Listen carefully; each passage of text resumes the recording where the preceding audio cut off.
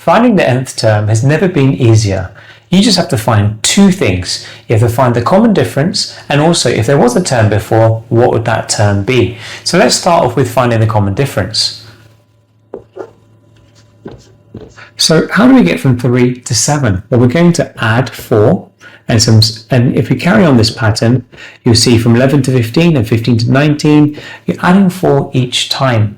Now, this is known as the first difference. And because the first difference is the same, what we can do is slap that number, positive 4, in front of an n.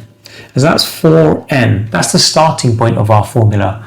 Next, what we want to do is think about if there was a term before in the sequence, what would that term be? So we're going to go backwards. We're going to say plus 4. What number are we going to add 4 to get 3? Well, yes, you guessed it, minus 1. Now that's a minus 1, so we're going to put a minus 1 at the end, and we can say that un is equal to 4n plus 1. And it's that easy. Let's have a go at the next question. So how do we go from 10 to 7? That's minus 3. 7 to 4, that's minus 3. So each time you're subtracting 3.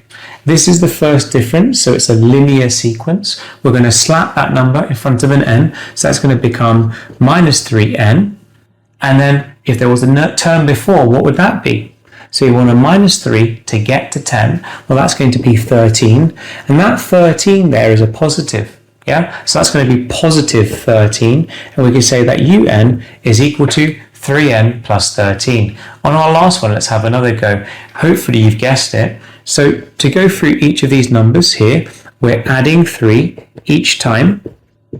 And again, only because they are the same, we can put that positive 3 in front of the n.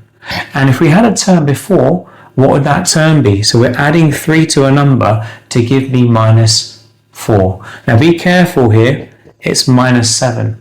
Now because it's a minus 7, we're going to put a minus 7 at the end there, and we can say that un is equal to 3n minus 7.